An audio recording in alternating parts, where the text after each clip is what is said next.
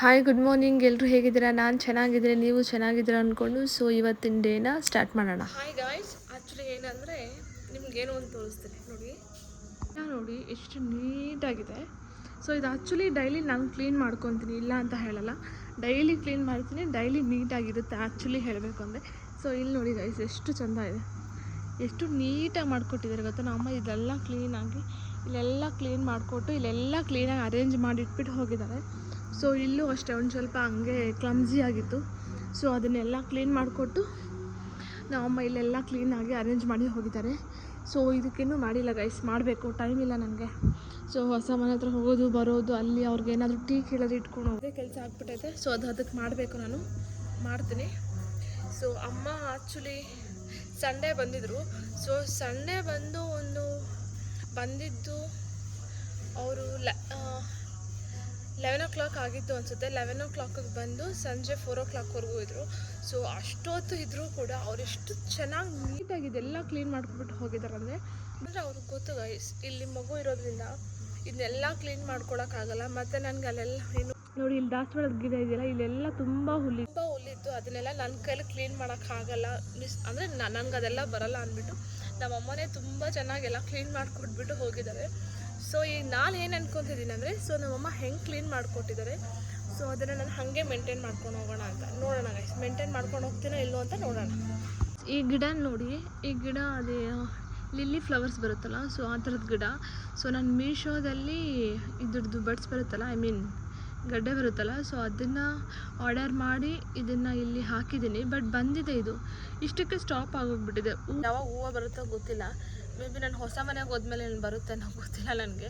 So ಬಂದರೂ ಪರವಾಗಿಲ್ಲ, ಯಾಕಂದರೆ ಹೊಸ ಮನೆಗೆ ಹೋದರೂ ಡೈಲಿ ಇಲ್ಲಿಗೆ ಬರಬೇಕಾಗತ್ತೆ. ಸೊ ಡೈಲಿ ಇಲ್ಲಿ ಯಾಕೆ ಬರಬೇಕಾಗತ್ತೆ ಅಂತ ನಾನು ಆಮೇಲೆಲ್ಲ ಯಾವುದಾದ್ರೂ ಒಂದು ವೀಡಿಯೋದಲ್ಲಿ ಹೇಳ್ತೀನಿ ಗೈಸ್, ಡೈಲಿ ಮತ್ತೆ ಇಲ್ಲಿಗೆ ಯಾಕೆ ಬರಬೇಕಾಗುತ್ತೆ ಅಂತ. ಆಮೇಲೆ ಈ ಗಿಡಗಳನ್ನ ನಾನು ನಮ್ಮ ಅತ್ತೆ ಮನೆಗೆ ಹೋದಾಗ ಅಲ್ಲಿತ್ತು ಅಂತ ಅಲ್ಲಿ ಕಿತ್ಕೊಂಡ್ಬಂದಿದ್ದೀನಿ. ಸೊ ಇಲ್ಲಿ ನೋಡಿ ಗೈಸ್, ಇದ್ರ ಕೆಳಗಡೆ ಎಷ್ಟು ಚೋಟದು ಬರ್ತಿದೆ, ಎಷ್ಟು ಮುದ್ದಾಗಿದೆ ನೋಡಿ, 3 ಬರ್ತಿದೆ ಇಲ್ಲಿ. ಸೊ ಇದು ಸ್ನೇಕ್ ಪ್ಲ್ಯಾಂಟ್ ಅಂತ ಕರೀತಾರೆ. ಇಷ್ಟು ಉದ್ದ ಬರೋದು ನೋಡಿದ್ದೀನಿ. ಸೊ ನಾನು ಅದೇ ಅಂದ್ಕೊಂಡು ತೊಗೊಂಡು ಬಂದು ಇಲ್ಲಿ 2 ಪಾಟಿಗೆ ಹಾಕಿರೋದು. ಇದು ಆಲ್ಮೋಸ್ಟ್ ಇದನ್ನು ಹಾಕಿ ಆಲ್ಮೋಸ್ಟ್ ಒಂದು 3 to 4 months ಆಗಿದೆ. ಇಷ್ಟೇ ಇದೆ ಗಿಡ, ಉದ್ದನೇ ಬೆಳೀತಿಲ್ಲ ಗೈಸ್. ಇದು ಇಷ್ಟು ಗಿಡ ನನಗೆ ಗೊತ್ತಿಲ್ಲ. ಗೈಸ್, ನನಗೆ ಸ್ನೇಕ್ ಪ್ಲ್ಯಾಂಟ್ ಅಂದರೆ ಏನು ಅಂದರೆ ಇಷ್ಟು ಉದ್ದ ಬರುತ್ತಲ್ವ, ಸೊ ಅದು ಏರ್ ಪೊಲ್ಯೂಷನ್ ಆಗದೆ ಇರೋ ಥರ ಏನು ತಡೆಯುತ್ತೆ. ಸೊ ನಾನು ಅದಕ್ಕಂತ ಹೇಳ್ಬಿಟ್ಟು ತೊಗೊಂಡ್ಬಂದು ಹಾಕಿದ್ದು. ಬಟ್ ಇದು ಇಷ್ಟೇ ಇದೆ, ಉದ್ದನೇ ಬೆಳೀತಿಲ್ಲ. ನನಗೆ ಇದು ಸ್ನೇಕ್ ಪ್ಲ್ಯಾಂಟ್ ಏನು ಅಂತಲೇ ಗೊತ್ತಾಗ್ತಾರೆ ಆ್ಯಕ್ಚುಲಿ ಹೇಳಬೇಕಾದ್ರೆ. ನೋಡಿ ಹೆಂಗಿದೆ ಇದು, ಬೇರೆ ಕಡೆ ನೋಡಿದ್ದೀನಿ ಎಷ್ಟಿಷ್ಟು ಉದ್ದ ಇರುತ್ತೆ ಸ್ನೇಕ್ ಪ್ಲ್ಯಾಂಟ್. ಸೊ ಇದು ನನಗೆ ಡೌಟ್ ಇದೆ, ಮೇ ಬಿ ವೆರೈಟೀಸ್ ಇರುತ್ತಲ್ಲ ಒಂದೊಂದು ಗಿಡದಲ್ಲಿ, ಮೇ ಬಿ ಅದಿರ್ಬೋದು ಅಂತ ಅಂದ್ಕೊಂಡಿದ್ದೀನಿ. ಸೊ ನೋಡಬೇಕು ಇದು. ಮತ್ತು ಇದು ಕೂಡ ಏನು ಯೂಸ್ ಇಲ್ಲ ಅಂತ ಅನಿಸುತ್ತೆ. ಸೊ ಇದೊಂದು ಎಕ್ಸ್ಟ್ರಾ, ಇದು ನಾನು ಇದ್ರದ್ದು ಗಡ್ಡೆಯ ಹೂಣಿ 2 monthsಗೆ ಇದು ಈಚೆ ಬಂದಿರೋದು ಆ್ಯಕ್ಚುಲಿ ಹೇಳಬೇಕು ಅಂದರೆ. ಸೊ ಹೂವು ಬರುತ್ತೇನೋ ಇದರಲ್ಲಿ ನೋಡಬೇಕು ನಾನು ಆ್ಯಕ್ಚುಲಿ. ಸೊ ಇದು ಅಲೋವೆರಾ, ಇದೊಂಥರ ಡಿಫ್ರೆಂಟಾಗಿ ಸಣ್ಣಕ್ಕಿದೆ. ಸೊ ಇದು ನಾನು ಹೇಳಿದ್ನಲ್ವ, ಯಾವುದೋ ಕಂಪ್ನಿ ಹತ್ರ ಕಿತ್ಕೊಂಬಂದು ಹಾಕಿದ್ದು.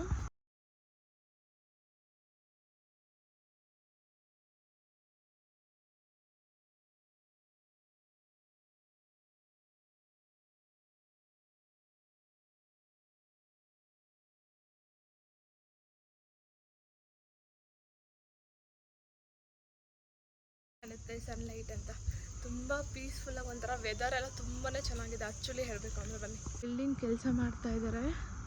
ಸೊ ಇನ್ನೂ ಆಂದಿಗೆ ಕೆಲಸದಲ್ಲಿದ್ದಾರೆ. ಸೊ ಇಲ್ಲಿದೆ ಆ್ಯಕ್ಚುಲಿ ಇಲ್ಲಿ ಗಿಡ ಬಂದ್ಬಿಟ್ಟಿದೆ ಅಡ್ಡ. ಓ ಪ್ರದೀಪ್ ಭಾಯ್, ಹಾಯ್ ಬಲೋ.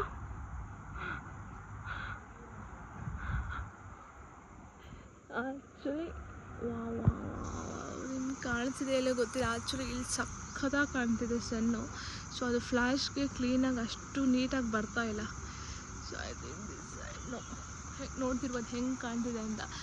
ಸೊ ನಮ್ಮ ಬಿಲ್ಡಿಂಗಲ್ಲಿ ನೋಡಿ ಗೈ, ಸಣ್ಣ ಲೈಟ್ ಆನ್ ಮಾಡಿಬಿಟ್ಟಿದೆ. ನಾನು ಇವಾಗಲೇ ನೋಡಿದ್ದು, ಈ ಥರ ಎಲ್ಲ ಆನ್ ಮಾಡಿದೆ ಅಂತ. ನೋಡಿ ಹೆಂಗೆ ಕಾಣ್ತಿದೆ, ಸಖತ್ತಾಗಿದೆ ಹೇಳಬೇಕು ಅಂದರೆ. ಕ್ಲೈಮೇಟ್ ಇವತ್ತು ಈ ವೆದರ್ ತುಂಬಾ ಚೆನ್ನಾಗಿದೆ. ಸೊ ನೋಡೋಣ ಗೈಸ್, ಮಳೆ ಗಿಳೆ ಬಂದ್ಬಿಟ್ರೆ ಓಡಾಡೋಕ್ಕಾಗಲ್ಲ, ಹಂಗಿರುತ್ತೆ. ಹಿಂಗೆ ಇದ್ರೆ ಚೆನ್ನಾಗಿರುತ್ತೆ ಆ್ಯಕ್ಚುಲಿ. ಹಾಗೆ ಸಂಜೆ ಚಿಕನ್ ತಂದಿದ್ರು ಅಂತ ಚಿಕನ್ ಮಾಡೋಣ ಅಂತ ಆ್ಯಸ್ ಯೂಶ್ವಲ್ ಚಿಕನ್ ಸಾಂಬಾರು ಮಾಡ್ತಿದ್ದೀನಿ ಅಷ್ಟೇ. ಸೊ ಅದಕ್ಕೆ ಏನು ಮಸಾಲೆ ಎಲ್ಲ ರುಬ್ಕೊಳ್ಬೇಕು ಅದೆಲ್ಲ ಮಸಾಲೆ ಮಿಕ್ಸಿ ಜಾರ್ಗೆ ಹಾಕ್ಕೊಂಡು ರುಬ್ಕೊಳ್ಳೋಕ್ಕೆ ರೆಡಿ ಮಾಡ್ಕೊಂಡಿದ್ದೆ. ಸೊ ಇಲ್ಲಿ ನಾನು ಚಿಕನ್ ಸಾಂಬಾರು ಹೆಂಗೆ ಮಾಡೋದು ಅಂತ ಸುಮ್ಮನೆ ಹಂಗೆ ತೋರಿಸ್ತಾ ಇದ್ದೀನಿ ಅಷ್ಟೇ. ಸೊ ಚಿಕನ್ನ 3 to 4 ಟೈಮ್ಸ್ ಚೆನ್ನಾಗಿ ತೊಳೆದ್ಬಿಟ್ಟು ಕುಕ್ಕರ್ಗೆ ಹಾಕಿ ಅದಕ್ಕೆ ಒಂದು ಸ್ವಲ್ಪ ಉಪ್ಪು, ಅರಿಶಿನ ಹಾಗೆ ಒಂದು ಸ್ವಲ್ಪ ಚಿಲ್ಲಿ ಪೌಡರ್ನ ಹಾಕ್ತಾಯಿದ್ದೀನಿ. ಸೊ ಇದು ಚಿಕನ್ ತೊಳೆದು ಹಾಕ್ತೀವಲ್ಲ, ಸೊ ಆ ಟೈಮಲ್ಲಿ ಇದನ್ನೆಲ್ಲ ಹಾಕ್ಕೊಂಡು ಒಂದು ಸ್ವಲ್ಪ ಚೆನ್ನಾಗಿ ಮಿಕ್ಸ್ ಮಾಡ್ಕೊಳ್ಳಿ. ಸೊ ಮೆಣಸಿನ್ಕಾಯಿನ ನಾವು ಆಲ್ರೆಡಿ ಮಿಕ್ಸಿಗೆ ಹಾಕಿರೋದ್ರಿಂದ ಇಲ್ಲಿ ಚಿಲ್ಲಿ ಪೌಡರ್ ಹಾಕಬೇಕಾದ್ರೆ ನೋಡ್ಕೊಂಡು ಮಿಕ್ಸ್ ಮಾಡಿ, ಜಾಸ್ತಿ ಹಾಕ್ಬಿಟ್ರೆ ಮತ್ತೆ ತಿನ್ನೋದಕ್ಕಾಗಲ್ಲ. ಸೊ ಅದಕ್ಕೋಸ್ಕರ ಹೇಳ್ತಿದ್ದೀನಿ ಅಷ್ಟೇ. ಸೊ ಏನು ಪೌಡರ್ ಎಲ್ಲ ಹಾಕಿರ್ತೀವಲ್ಲ ಅದು ಚೆನ್ನಾಗಿ ಮಿಕ್ಸ್ ಆಗೋ ಥರ ಕ್ಲೀನಾಗಿ ಈ ಥರ ಮಿಕ್ಸ್ ಮಾಡಿಕೊಟ್ಬಿಟ್ಟು ಅದ್ರ ಮೇಲೆ ಒಂದು 2 to 3 ಒಂದು 5 ಮಿನಿಟ್ಸ್ವರೆಗೂ ನೀವು ಕ್ಯಾಪ್ ಫುಲ್ ಹಾಕಬೇಡಿ, ಸುಮ್ಮನೆ ಆ ಥರ ಕ್ಲೋಸ್ ಮಾಡಿರೋ ಥರ ಒಂದು 5 ಮಿನಿಟ್ಸ್ ಬಿಟ್ಟರೆ ಸಾಕು. ಅದರಲ್ಲಿರೋ ನೀರೆಲ್ಲ ಈಚೆ ಬಂದು ಅದರಲ್ಲೇ ಒಂದು 45 to 50% ಕುಕ್ ಆಗುತ್ತೆ ಚಿಕನ್. ಸೊ ಅಲ್ಲಿವರೆಗೂ ನೀವು ಹಾಗೆ ಇಟ್ಕೊಳ್ಬೇಕಾಗುತ್ತೆ. ಸೊ ನೋಡ್ತಿರ್ಬೋದು ಇಲ್ಲಿ 5 ಮಿನಿಟ್ಸ್ ಆದಮೇಲೆ ಯಾವ ಥರ ಕುಕ್ ಆಗಿದೆ ಅಂತ. ಸೊ ಅಷ್ಟರೊಳಗಡೆ ನಾನು ಇಲ್ಲೇನು ಮಸಾಲೆ ಹಾಕ್ಕೊಂಡಿದ್ದೆ ಅಲ್ವಾ, ಸೊ ಅದನ್ನು ಆಲ್ರೆಡಿ ರುಬ್ಕೊಂಡಿದ್ದೀನಿ. ಸೊ ಈಗ ಈ ಮಸಾಲೆ ಏನಿದೆ ಈ ಮಸಾಲೆನ ತೊಗೊಂಡು ಚಿಕನ್ಗೆ ಆ್ಯಡ್ ಮಾಡೋಣ. ಸೊ ನೋಡಿ ಈ ಥರ ಚಿಕನ್ಗೆ ಆ್ಯಡ್ ಮಾಡಿದಾಗ ಫಸ್ಟು ನಾನು ಏನಕ್ಕೆ ಆ ಥರ ಚಿಕನ್ಗೆ ಪೌಡರ್ಸ್ನೆಲ್ಲ ಹಾಕಿ ಒಂದು ಸ್ವಲ್ಪ ಹೊತ್ತು ಬಾಯ್ಲ್ ಮಾಡಿಕೊಂಡೆ ಅಂದರೆ ಚಿಕನ್ನಲ್ಲಿರೋ ಕೌಸ್ ಸ್ಮೆಲ್ ಆಗಿರ್ಬೋದು, ಇನ್ನೇನೋ ಒಂಥರ ಸ್ಮೆಲ್ಲೆಲ್ಲ ಇರುತ್ತಲ್ಲ, ಸೊ ಅದೆಲ್ಲ ಸ್ಮೆಲ್ಲೆಲ್ಲ ಚೆನ್ನಾಗಿ ಹೋಗಿ ಏನು ಚಿಕನ್ ಎಲ್ಲ ತುಂಬ ಚೆನ್ನಾಗಿ ಉಪ್ಪು ಖಾರ ಎಲ್ಲ ರೀತಿಯಲ್ಲೂ ಚೆನ್ನಾಗಿರುತ್ತೆ ಅಂತ ನಾನು ಅಂದ್ಬಿಟ್ಟು ಫಸ್ಟ್ ನೀವು ಆ ಥರ ಮಾಡ್ಕೊಳ್ಳಿ ಅಂತ ಹೇಳಿದ್ದು. ಸೊ ಈಗ ಇಲ್ಲಿ ಮಸಾಲೆ ಎಲ್ಲ ಹಾಕಿರ್ತೀನಲ್ಲ, ಸೊ ಅದಕ್ಕೆ ನೋಡಿ ಇನ್ನು ಸ್ವಲ್ಪ ನಿಮಗೆ ಏನಕ್ಕೆ ಬೇಕು ಸಾಂಬಾರು ಯಾವ ಥರ ಕನ್ಸಿಸ್ಟೆನ್ಸಿಯಲ್ಲಿ ಬೇಕು ನೋಡಿಕೊಂಡು ನೀರನ್ನ ಆ್ಯಡ್ ಮಾಡ್ಕೊಳ್ಳಿ. ನನಗೆ ಒಂದು ಸ್ವಲ್ಪ ಮಂದ ಅನ್ನಿಸ್ತು, ಮತ್ತು ಇನ್ನೂ ಸ್ವಲ್ಪ ನಾವು ಸಾಂಬಾರನ್ನ ಕಾಯಿಸೋದ್ರಿಂದ ತುಂಬ ಮಂದ ಆಗಿಬಿಡುತ್ತೆ. ಸೊ ನಂಗೆ ಅಷ್ಟು ಅವಶ್ಯಕತೆ ಇರಲಿಲ್ಲ. ಸೊ ಅದಕ್ಕೆ ಒಂದು ಸ್ವಲ್ಪ ನೀರನ್ನ ಹಾಕ್ಕೊಳ್ತಾ ಇದ್ದೀನಿ. ಸೊ ಈ ಥರ ನೀರನ್ನ ಹಾಕಿದ ಮೇಲೆ ಚೆನ್ನಾಗಿ ಮಿಕ್ಸ್ ಮಾಡಿಕೊಂಡು ನೋಡಿ. ಸೊ ನಾನಿಲ್ಲಿ ಸಾಂಬಾರು ಮುದ್ದೆಗೆ ಆಗಿರೋದ್ರಿಂದ ಸೊ ನೋಡಿಕೊಂಡು ನೀರನ್ನ ಆ್ಯಡ್ ಮಾಡ್ಕೊಂಡಿದ್ದೀನಿ. ಸೊ ಈ ಥರ ನೋಡ್ತಿರ್ಬೋದು ಯಾವ ರೀತಿ ಅಂತಿದೆ. ಸೊ ಈಗ ನಾನು ಕ್ಯಾಪ್ ಹಾಕಿ 1 to 2 ವಿಸಿಲ್ಸ್ ಹಾಕ್ಸೋದ್ರಿಂದ ಇನ್ನೂ ಸ್ವಲ್ಪ ಮಂದ ಬರುತ್ತೆ ಸಾಂಬಾರು.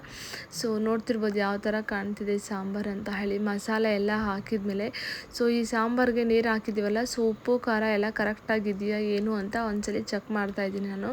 ನೀವು ಕೂಡ ಚೆಕ್ ಮಾಡ್ಬೋದು. ಅವಾಗ ಏನು ಕಡಿಮೆ ಅನಿಸುತ್ತೋ ನೀವು ಅದನ್ನು ಹಾಕ್ಕೊಳ್ಳಿ.